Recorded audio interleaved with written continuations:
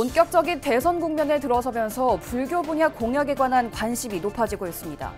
태고종이 정책기획단을 발족하고 실버스테이 시범사업 등을 포함한 정책 자료집을 만들어 각 후보들에게 제안하기로 했습니다. 민주당 중앙선대위가 BBS 등과 공공성 강화를 위한 정책 협약을 맺은 가운데 종교방송의 공적 역할을 위한 지원을 확대해야 한다는 목소리가 나왔습니다. 5.18 민주화운동 45주년을 맞아 불교계가 서울 법연사에서 희생자들을 추모했습니다. BBS 기획보도 유리광색에서 다룬 청소년 도박 문제. 청소년을 도박으로부터 보호하기 위해서는 사행심을 없애는 정신건강 요구되는 만큼 명상과 템플스테이 등 불교계의 역할에 무게가 실리고 있습니다. BBS가 만난 사람은 2025 에이펙 정상회의 경주를 앞두고 열린 쏨1에서 승무를 선보여 세계인의 찬사를 받은 주현희 대경대 교수의 이야기를 들어봤습니다. 여러분 안녕하십니까? 5월 17일 토요일 BBS 뉴스입니다. 제21대 대통령 선거가 다가오면서 각 대선 후보들의 불교 정책 공약에도 관심이 쏠리고 있는데요. 조계종에 이어 한국불교 태고종도 정책 기획단을 발족하고 정책 자료집을 만들어 각 대선 후보들에게 적극적으로 불교 문화 정책들을 제안하기로 했습니다. 태고종이 내놓은 정책 제안에는 어떤 내용들이 있는지 이석호 기자가 취재했습니다. 대선이 눈앞으로 다가오면서 각 대선 주자들에게 불교와 문화 관련 정책을 발굴하고 제안하기 위한 불교계의 움직임도 빨라지고 있습니다. 조계종이 대선 후보들에게 불교 정책 과제들을 제안한 데 이어 태고종도 총무원장 직속으로 정책 기획단을 출범시켜 국민을 위한 정책 발굴과 제안에 본격 나섰습니다. 태고종은 국민을 위한이라는 대주제를 정하고 각 대선 후보들에게 전할 정책 제안들을 담은 자료집을 제작하고 있습니다. 여기에는 불교계의 시급한 현안을 해결하고 더 나아가 국민의 평안을 위한 정책들을 조속히 추진하겠다는 의지가 담겼습니다.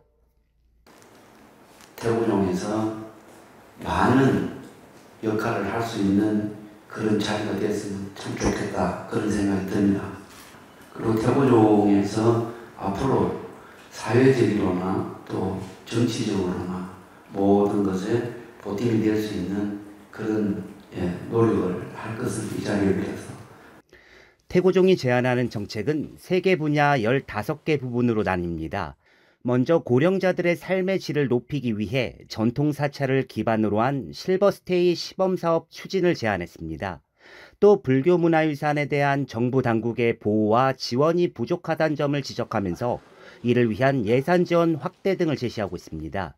유네스코 인류무형문화유산이자 불교 무형문화예술의 백미로 꼽히는 영산제 보존을 위한 태고무형유산센터와 태고사 국제선명상센터 등 종교문화시설 건립 지원도 요구하고 있습니다.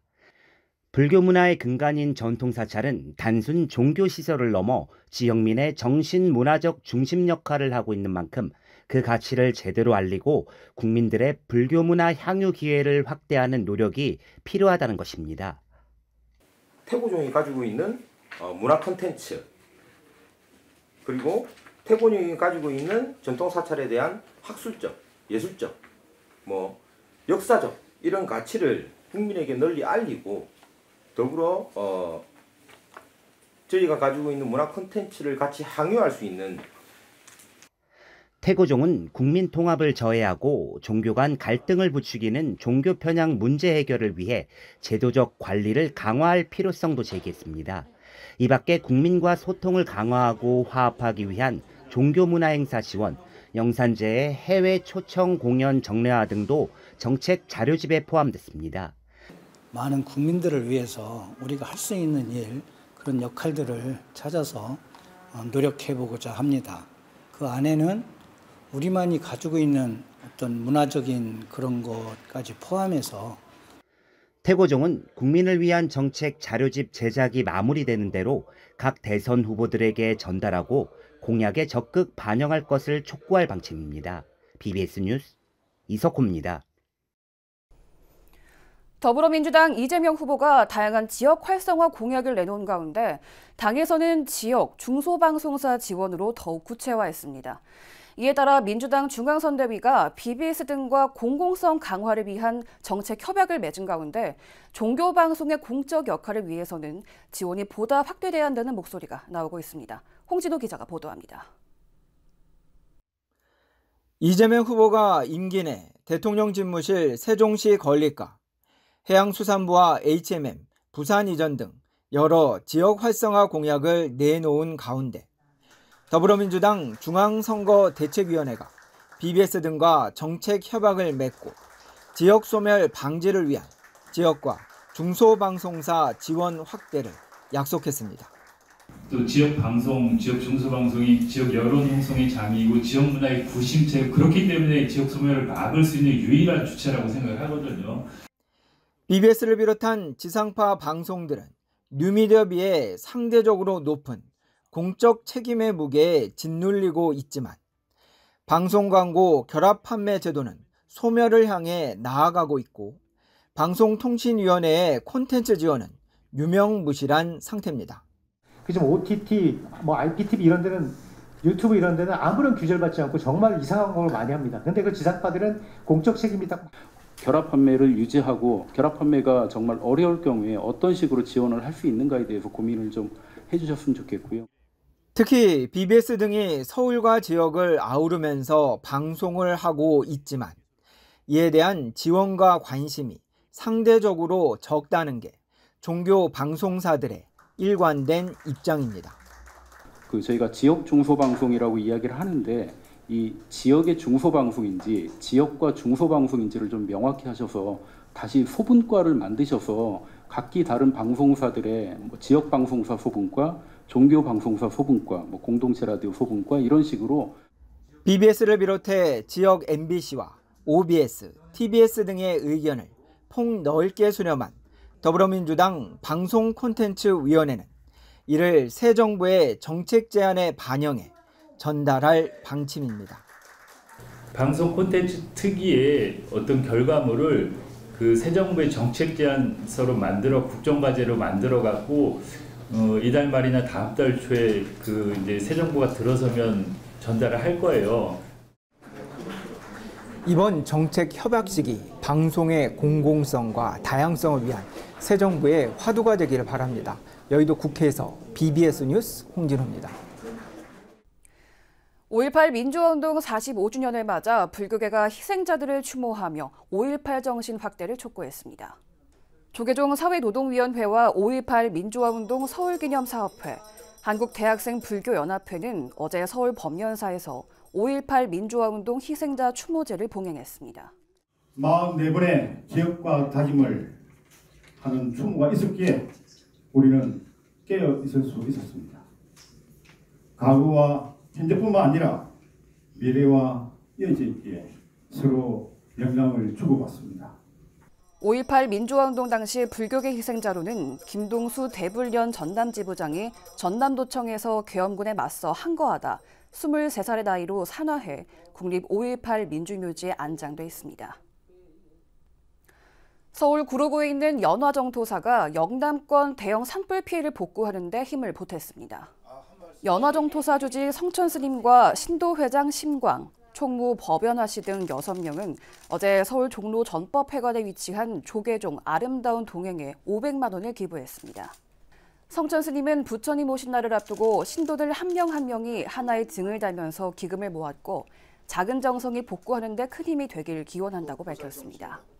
연화정토사는 지난 2009년부터 해마다 아름다운 동행을 통해 쌀과 청소년 장학금, 취약계층 아동을 위한 학용품 지원 사업 위시박스 등을 후원해왔습니다.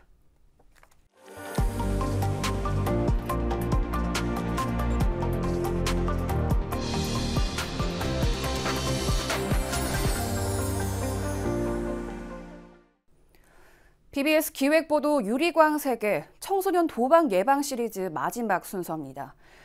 청소년 도박은 한번 발을 들이면 빠져나오기가 어렵고 후유증도 남는 만큼 예방이 중요합니다. 사회 안전망을 구축해 청소년을 도박으로부터 보호하자는 예방 주간이 펼쳐진 가운데 근본적인 해결책으로 정신 건강을 돕는 명상과 템플스테이 등 불교계의 역할이 요구되고 있습니다. 정민지 기자입니다. 고교생 A군의 어머니는 어느 날 청천벽력 같은 이야기를 듣게 됐습니다. 수백만 원의 도박빚을 진 아들이 너무 괴롭고 죽고 싶다고 고백한 것입니다. 놀란 부모는 돈을 대신 갚아주고 아이에게 도박을 끊겠다는 다짐을 받았지만 도박 중독이라는 지옥은 그때부터 시작됐습니다. 아이는 계속 반복해서 도박이 재발됐고 또 결국 폐쇄병동에 수개월씩 몇 번 입원을 하기도 했고 고등학교를 졸업하는 것도 정말 힘겹게. 한 번 시작해 빠지게 되면 혼자 힘으로 헤어나오기 힘든 도박의 늪. 단도박을 1년째 유지하고 있는 도박 회복자는 쉽게 큰 돈을 벌었다가 잃는 일을 반복하며 생활이 망가지고 도박에 더 빠져드는 악순환을 겪게 된다고 전했습니다.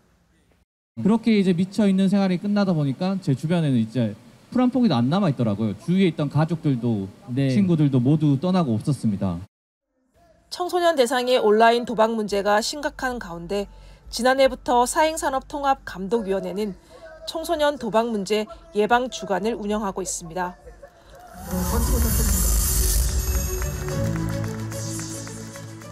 올해는 지역사회와의 협력망을 만들기 위해 부산에서 선포식을 열고 대전에 이어 서울에서 7대 사행산업체와 함께 기념식을 가졌습니다.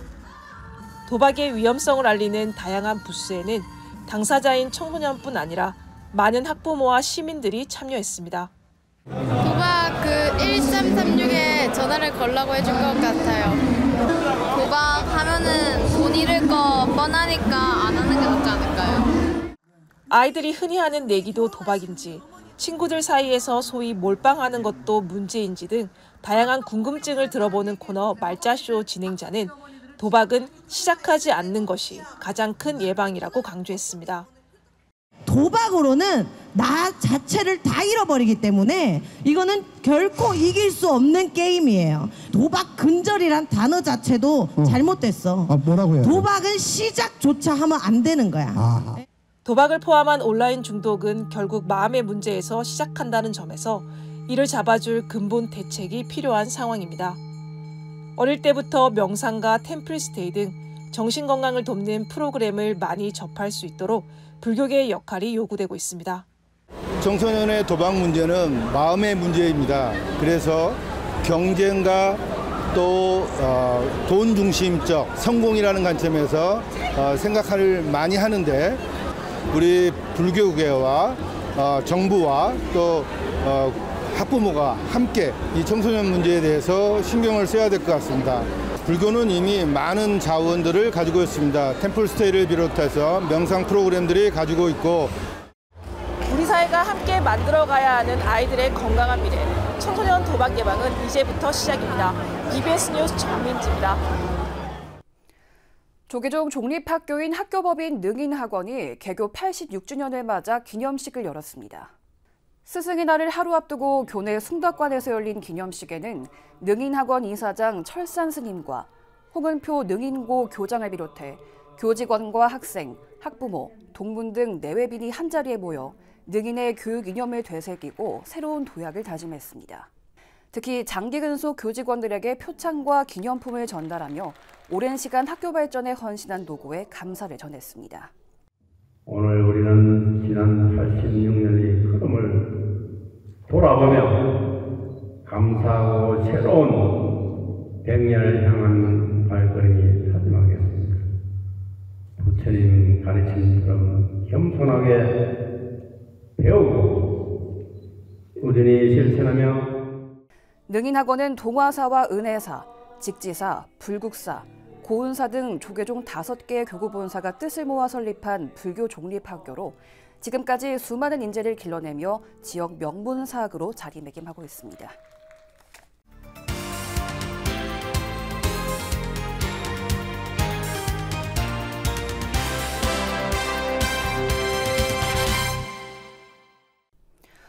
오는 10월 경주에서 개최되는 에이펙 정상회의를 앞두고 지난 3월에 사전 행사 격인 1차 고위관리회의 쏨1이 열렸습니다.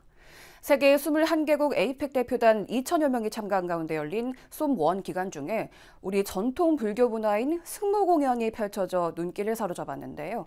오늘 BBS가 만난 사람은 이 승무 공연의 주인공 주연희 대경대 교수를 초대했습니다. 네, 국가무형문화재 승무이수자 주연희 대경대 교수 나오셨습니다. 교수님 어서 오십시오. 네. 예, 안녕하십니까. 이 에이펙 정상회의가 네. 올해 가을에 열리는데 그에 앞서서 사전 행사 격인 쏨1 고위관리회의가 경주 화백 컨벤션 센터에서 열렸는데요. 여기에서 승무 공연을 펼치셨습니다. 네. 소감이 어떠셨어요? 네, 무엇보다 승무를 통해서 어떤 무언의 몸짓이 어떤 메시지를 줄까 고민을 하긴 했습니다. 그러다 보니 우리가 예전부터 세계는 하나다라는 그런 말들을 들어왔지 않습니까? 그래서 이날 참여하신 분들께 우리가 하나인 이 마음이 결국은 평화로워야 되지 않을까? 그러면서 승무춤 속에 있는 그런 철학적인 의미를 담아서 모두에게 평화의 메시지를 장사함 자락을 통해서 조금 표현하고 싶었는데 잘 전달이 되었는지는 모르겠습니다. 예. 좀 시간을 거슬러 올라가서요. 교수님 네. 처음 승무를 하시게 된 계기는 어떻습니까? 결국은 승무의 2대 예능 보유자이셨던 지금은 작고하셨지만 이해주 선생님을 만나면서부터 승무를 시작이라고 볼 수 있습니다. 제가 중학교 3학년 때 이해주 선생님께 춤을 지도받는 그런 계기를 시작으로 대학교에 입학하면서 그때 이제 승무 강습회를 통해 이해주 선생님이 춤 지도를 제대로 이제 받을 수 있도록 이끌어 주셨고 그때부터 지금까지 30년이 넘었네요. 스승이신 고 이해주 선생님 시대의 춤꾼 또 무용교의 큰별 이런 평가를 받으셨는데 훌륭한 스승을 만날 수 있었다는 게 교수님께는 큰 행운이지 않았을까 싶습니다. 사실은 무대 예술로만 춤을 본다면 기교, 형식미 이런 것을 중시했을 텐데요. 이해주 선생님께서는 그 무대에서 보여주는 것만이 아니라 그 이전에 그 기본이라는 부분을 되게 중요시 하셨고 그러다 보니까 춤을 현장성 있는 무대 꼭 극장식이 아닌 어떤 주어지는 무대에서의 적응성이랄까요? 뭐 이런 부분들이 춤을 다시 재창조하는 그 힘이 뭔지 그게 결국은 생명성이라는 부분을 배우게 되게 되더라고요. 고깔을 이제 세계 무대에 선을 보이기도 하셨는데 고깔이 갖는 의미가 있죠. 네, 이제 승무를 추다 보니까 복식이 참 복잡합니다. 그냥 치마 저고리만 입고 추는 춤들이 많다면 승무는 치마 저고리를 안에 입고 또 장삼이라는 긴 소매를 가지고 또 고깔까지 쓰고 또 가사도 둘러야 되고 그래서 춤을 출 때마다 왜 이렇게 춤추는 것도 힘든데 복식이 이렇게 다 힘들게 할까 했는데 그 고깔을 곰곰이 생각해 보니까 결국은 승무라는 춤은 내면을 바라보는 볼관 관을 해야 되는 게 이 춤 안에 철학적인 부분이 있다면 그래서 아마 이 고깔로 시야를 조금은 가려서 내가 내 안을 바라볼 수 있도록 해주는 역할로 이거를 머리에 쓰지 않았을까. 그래서 우리가 승무 연습을 할 때 고깔을 쓰지 않고 연습할 때랑 정말 이제 무대에 설 때만 고깔을 쓰게 되거든요. 그러면 고깔은 마지막 그 고깔 끈을 탁 묶어서 정리를 하고 나면 제 마음이 이렇게 퍼져 있던 마음이 싹 안으로 들어오는 그런 역할을 해줘요. 지금까지 그 승무 공연을 많이 하셨을 텐데요. 지금까지 하시면서 가장 좀 기억에 남는 순간이라고 해야 되나요? 좀 그런 무대가 있었습니까? 어떤? 가까이로는 작년도에 경산시의 제석사라고 원효대사 탄생지 절이 있습니다. 근데 1403주기로 아마 제가 초대를 받아서 헌무로 승무를 보여달라고 요청을 해서 했는데요. 그 절은 자그마한 절이지만 그 제석사 안에 원효대사님의 그 상이 있는 그 앞에서 법당 앞에서 춤을 추는데 어떤 느낌이 들었냐면 네네. 이게 아마 즉흥인 것 같습니다. 어느 순간 이게 장삼 자락이 나도 모르게 법당 안으로 이렇게 던지게 만드는 거예요. 춤을 추는 방향도 달라지게 만들고. 그래서 그 집중을 하면 보통은 동작에 몰입을 하는데 네.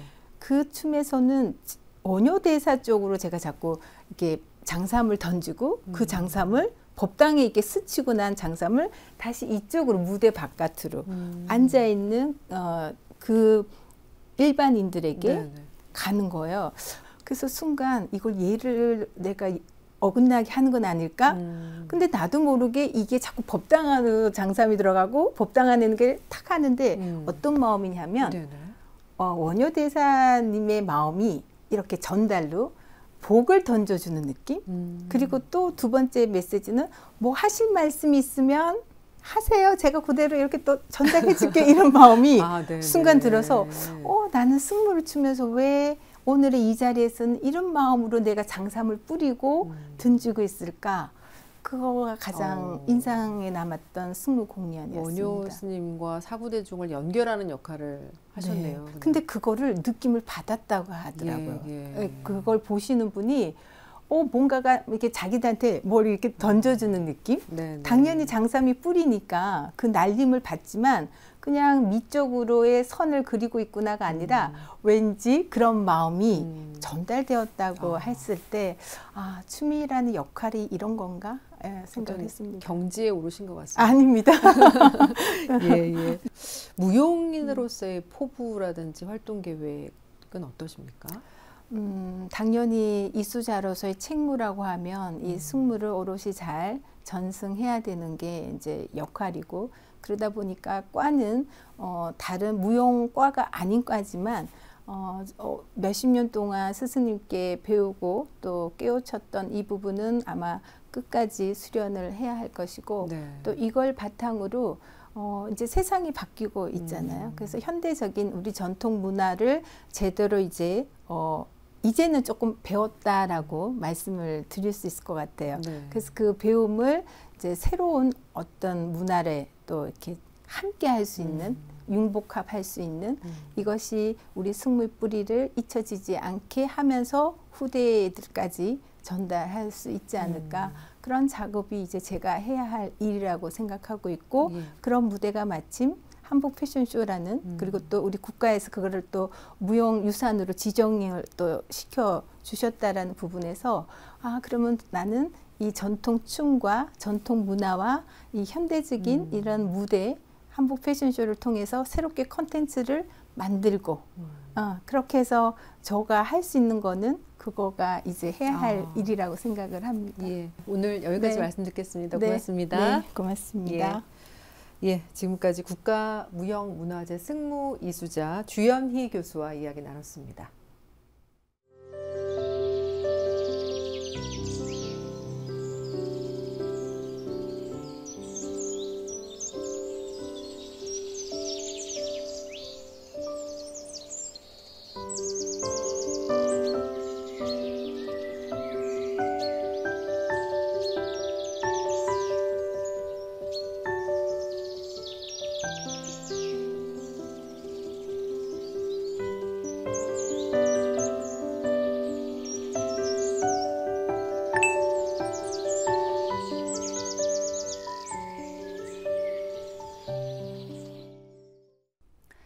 (5월 17일) 토요일 저희가 준비한 소식은 여기까지입니다. 시청해주신 여러분 고맙습니다.